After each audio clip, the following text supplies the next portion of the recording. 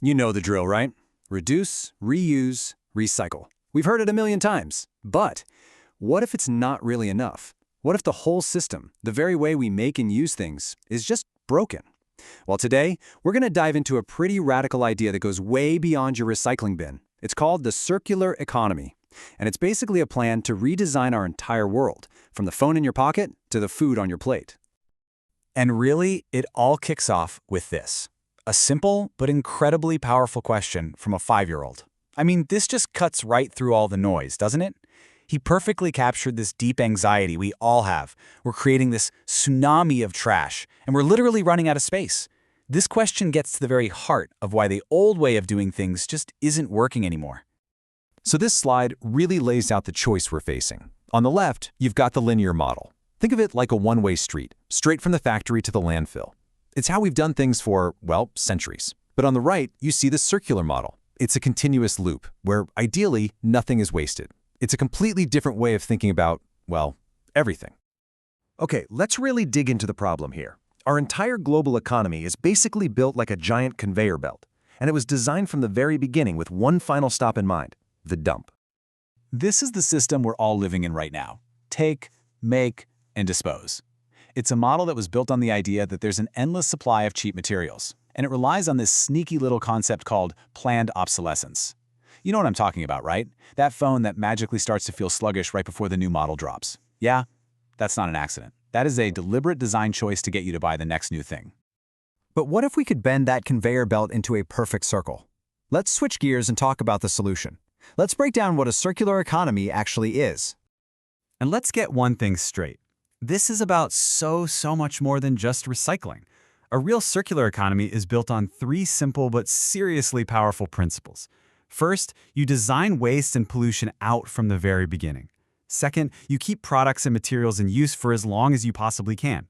And third, you actively try to regenerate nature instead of just taking from it. And this visual does a great job of showing how it works in practice. Think of it like this. You've basically got 2 separate cycles running side by side. On one side, there's the biological cycle. This is for things like food scraps or cotton clothes, stuff that can safely biodegrade and go back into the soil as nutrients. Then on the other side, you've got the technical cycle. This is for stuff like metals and plastics, which are designed to be recovered, refurbished, and reused over and over, keeping their value locked right here in the system. So why should you care? Look, this isn't just some feel-good, eco-friendly idea anymore. Making this shift is now an urgent necessity, not just for the planet, but for our wallets too. And the numbers? They're absolutely staggering. Okay, get ready for this, because this number is an absolute showstopper. We talk a ton about renewable energy, right? But look at this. Almost half, 45% of all global emissions come from the stuff we make, use, and throw away.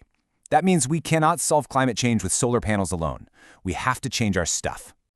And it's not just about saving the planet. It's about cold, hard cash. The economic opportunity here is huge. Just take Australia. Some models suggest a potential $210 billion boost to their GDP just by capturing the value of materials we're currently chucking in the garbage. This isn't about sacrificing prosperity. It's about building a smarter, more resilient, and, yeah, a more profitable economy. And hey, it also builds a better society by creating more jobs. A circular economy is a job-creating machine. For every 10,000 tons of waste we process, recycling creates 9.2 jobs. Sending that same amount to a landfill? Just 2.8 jobs.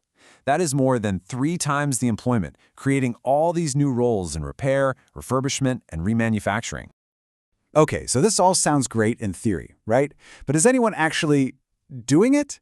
Oh, absolutely. This isn't science fiction, people. It is happening right now, all over the world. I mean, look at Amsterdam. These guys are not messing around. They've committed to being 100% circular by 2050. They're using their massive city budget to demand circular products, and they're tackling everything from construction to food waste. And it just goes to show that even small changes can have a huge impact. A simple sticker to opt out of junk mail cut paper waste by an estimated 10%. How easy is that?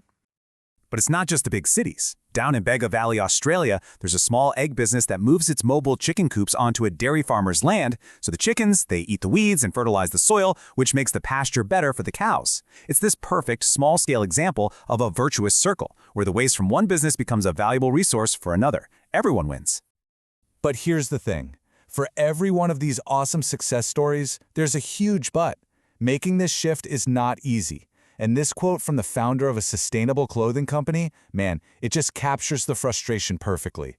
They tried to do everything right, using organic materials, clean energy, only to find out that our current system actually punishes you for it with higher costs. And that frustration, that really gets to the hard part. We have to be realistic here and look at the massive hurdles that are standing in the way of a truly circular world. It's the question we should all be asking, right? If the benefits are so obvious, why aren't we all living in a circular economy already? What's the holdup? Well, the answer lies in these really deeply entrenched systems and practices. And two of the biggest villains in this story are greenwashing, where companies just pretend to be sustainable, and planned obsolescence, which is pretty much the engine of the whole linear economy. A perfect and pretty complicated example is Apple. Now, to be fair, they've made huge strides in using recycled materials, and that is great. But their business model often tells a very different story. They've faced accusations of using software updates to slow down older phones, designing products with proprietary screws to make them nearly impossible for you to repair, and even locking certain parts to specific devices. These aren't accidents. They're design choices that fuel a culture of constant replacement. And ultimately, the barriers are just baked right into the system. Sustainable products often can't compete on price with cheap, mass-produced goods. Investors, they want quick returns, not the long-term value you get from a circular model. And trying to get entire industries to cooperate, it's a logistical nightmare. And maybe the biggest hurdle of all is us. Changing our own deep-seated habits of buying, using, and just throwing things away. That's a huge challenge. But this is the most powerful idea of all. The economy isn't some law of nature. It's a game. And we, the adults, we made up the rules. And if we made the rules, that means we have the power to change them. So the question isn't whether a circular economy is possible. The real question is, do we have the will to redesign the game?